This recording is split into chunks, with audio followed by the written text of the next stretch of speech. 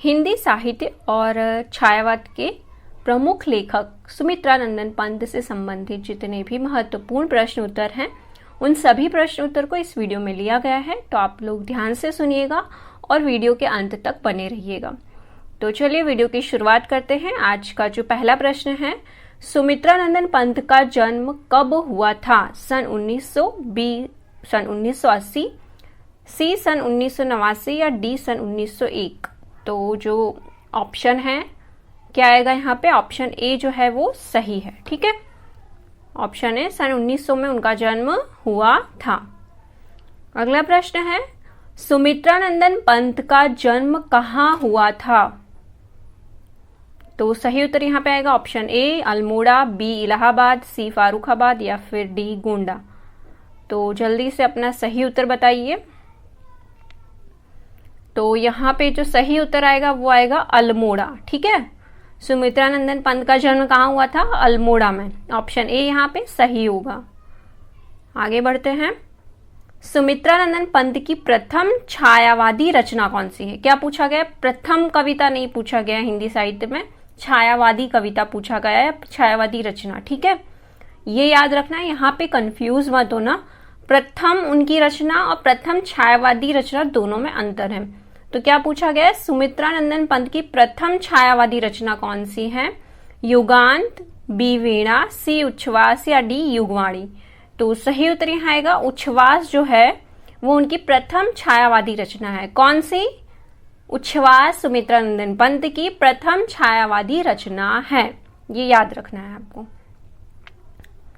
पंत जी की अंतिम छायावादी रचना है ग्रंथि, पल्लव, ग्राम्य या फिर गुंजन। तो सही उत्तर यहाँ आएगा पंत जी की अंतिम छायावादी जो रचना है वो है गुंजन। ठीक है, पहली क्या कौन सी है छायावादी रचना? उच्छ्वास, और अंतिम छायावादी रचना गुंजन है। ठीक है, याद हो गया।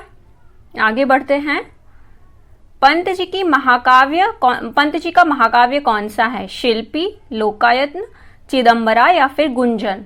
तो सही उत्तर यहाँ आएगा लोकायत्न जो है वो पंत जी का महाकाव्य है। क्या है? महाकाव्य। या फिर ऐसे भी पूछा जाए कि लोकायत्न खंड काव्य है, महाकाव्य है। अगर ऑप्शन दिया जाए तो महाकाव्य आपको याद रखना। देखो एक ही प्रश्न को है ना घुमा फिरा के पूछ लिया जाता है, तो अगर आपने ढंग से पढ़ा होगा तो आप उस टाइम उत्तर दे पाएंगे। आगे बढ़ते हैं, निम्नलिखित में से कौन सी पुस्तक महात्मा गांधी के जीवन पर लिखी गई है? महामानव, आत्मजयी, लोकायत्न, एक पुरुष और। तो सही उत्तर यहाँ पे क्या आएगा? लोकायत्न। लोकायत्न में महात्मा गांधी के जीवन पर लिखी गई पुस्तक है। ठीक है, अगला प्रश्न, कला और बूढ़ा चांद के लेखक हैं रामधारी सिंह दिनकर, सुमित्रानंदन पंत, सूर्यकांत त्रिपाठी निराला, नंद दुलारे वाजपेयी। तो यहाँ पे सही उत्तर जो है वो होगा ऑप्शन बी। कला और बूढ़ा चांद के लेखक हैं सुमित्रानंदन पंत। अगला प्रश्न, पंत को उनकी किस कृति पर भारतीय ज्ञानपीठ पुरस्कार मिला था? लोकायत्न, बी चिदंबरा, सी गीतहंस, डी ग्राम्या। तो सही उत्तर यहाँ पे आएगा चिदंबरा पे उनको ज्ञानपीठ पुरस्कार मिला था। तो सुमित्रानंदन पंत जी को चिदंबरा रचना पर ज्ञानपीठ पुरस्कार मिला था, ये याद रखना है आपको। अगला प्रश्न, पंत जी की ग्राम्या कृति का संबंध है ग्रामीण परिवेश से, प्रगतिवादी दृष्टि से, कल्पना लोक से या फिर नई कविता से। तो सही उत्तर यहाँ आएगा ग्रामीण परिवेश से। ग्राम्य कृति का संबंध किससे है? ग्रामीण परिवेश से। देखिए ये सभी प्रश्न जो है ना पिछली परीक्षाओं में पूछे जा चुके हैं। जितनी भी मेरे वीडियो हैं उन सभी में सभी महत्वपूर्ण प्रश्नों को ही लिया गया है, जो बार बार रिपीट होते रहते हैं, उन्हीं को घुमा फिरा के पूछा जाता है। तो आप लोग जब भी वीडियो देखें, आप अगर टाइम दे ही रहे हैं तो ध्यान से सुनिएगा। आगे बढ़ते हैं, पंत जी की जो पहली रचना है वीणा, ग्रंथि, गिरजे का घर, इनमें से कोई नहीं। तो सही उत्तर यहाँ आएगा, देखो पंत जी की पहली रचना, वहां पे पहली रचना कौन सी थी? छायावादी पहली रचना कौन सी है? उच्छ्वास। ठीक है, पंत जी की पहली रचना गिरजे का घर, कंफ्यूज मत हो ना, उनकी पहली रचना हिंदी साहित्य में गिरजे का घर। छायावाद की पहली रचना कौन सी है? उच्छ्वास। आगे बढ़ते हैं। कविता करने की प्रेरणा मुझे सबसे पहले प्रकृति निरीक्षण से मिली, जिसका श्रेय मेरी जन्मभूमि कुर्मांचल प्रदेश को है। यह कथन किस कवि का है? सूर्यकांत त्रिपाठी निराला, जयशंकर प्रसाद, यहाँ पे प्रदेश हो गया है, महादेवी वर्मा, सुमित्रा नंदन पंत। तो सही उत्तर यहाँ पे आएगा ऑप्शन डी, सुमित्रा नंदन पंत। तुम वहन कर सको जनमन में मेरे विचार, वाणी मेरी चाहिए तुम्हें क्या अलंकार। ये पंक्तियां पंत जी की किस कृति से उद्धृत की गई हैं? युगांत, ग्राम्या, गुंजन, स्वर्णधुली। तो सही उत्तर यहाँ आएगा युगांत। ये पंक्तियां कहां से ली गई हैं? युगांत से। सुमित्रा नंदन पंत की सुप्रसिद्ध कविता परिवर्तन उनके किस काव्य संकलन में सर्वप्रथम प्रकाशित हुई थी? ऑप्शन ए गुंजन, बी ग्राम्या, सी पल्लव या डी युगांत। तो सही उत्तर यहाँ आएगा ऑप्शन सी पल्लव में। ठीक है, परिवर्तन जो है सर्वप्रथम किसमें प्रकाशित हुई थी? पल्लव में। सुमित्रा नंदन पंत की सुप्रसिद्ध कविता जो परिवर्तन है वो कौन से काव्य संकलन में सर्वप्रथम प्रकाशित हुई? याद रखना है पल्लव में। अगला प्रश्न, अरविंद दर्शन से प्रभावित हिंदी के कवि हैं? जयशंकर प्रसाद, निराला, सुमित्रा नंदन पंत, मैथिली शरण गुप्त। तो सही उत्तर यहाँ पे आएगा ऑप्शन सी, सुमित्रा नंदन पंत। जो है ये प्रश्न बहुत बार पूछा जा चुका है। अरविंद दर्शन से प्रभावित कवि है सुमित्रा नंदन पंत। ठीक है, या फिर पूछा जाए सुमित्रा नंदन पंत किस दर्शन से प्रभावित थे, ऑप्शन दिए जाएंगे तो आपको याद रखना है अरविंद दर्शन से। ठीक है, प्रकृति का सुकुमार राजकुमार किसे कहा जाता है? प्रसाद, पंत, निराला, बच्चन। तो सही उत्तर यहाँ आएगा पंत जी को। प्रकृति के सुकुमार कवि कौन है? सुमित्रा नंदन पंत। उत्तराखंड के किस कवि को छायावाद और प्रगतिवाद के संधि स्थल का कवि कहा जाता है? क्या छायावाद और प्रगतिवाद के संधि स्थल का कवि कहा जाता है?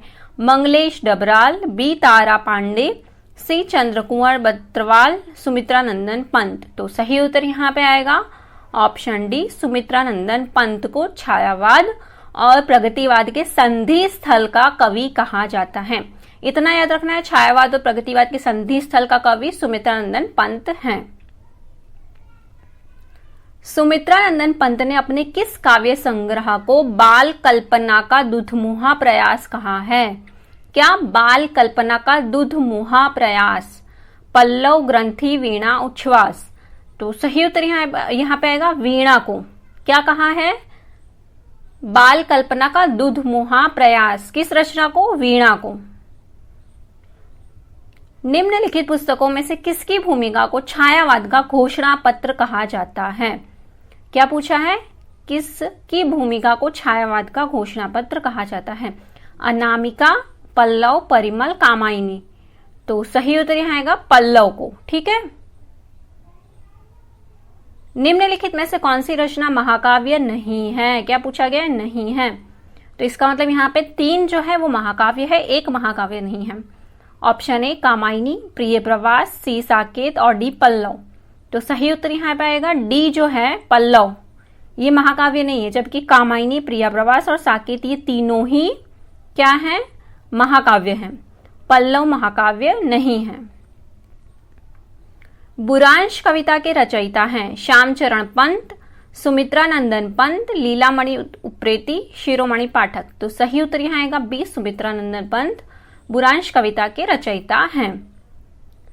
अब देखिए यहाँ पे इनका जो जन्म और मृत्यु है 1977। ठीक है, याद रखना है। जन्म स्थान कौशानी अल्मोड़ा, मृत्यु स्थान इलाहाबाद और बाल्य नाम गुसाई दत्त। गुसाई दत्त के नाम से किसे जाना जाता है? तो सुमित्रा नंदन पंत। सुमित्रा नंदन पंत के काव्य को विद्वानों ने 4 चरणों में बांटा है। पहला है छायावादी, ठीक है, जिसमें उनकी ये 4 कविताएं हैं, उच्छ्वास, ग्रंथि, वीणा। इनके जो सन है वो भी आप लोग याद रखिएगा। ठीक है, कई बार पूछा जाता है क्रम अनुसार बताइए, तो सन के साथ आप लोग याद रखिएगा। उच्छ्वास 1920, ग्रंथि 1920, वीणा 1927, पल्लव 1928, गुंजन 1932। ठीक है, ऐसे आपको ये छायावाद की रचनाएं हैं।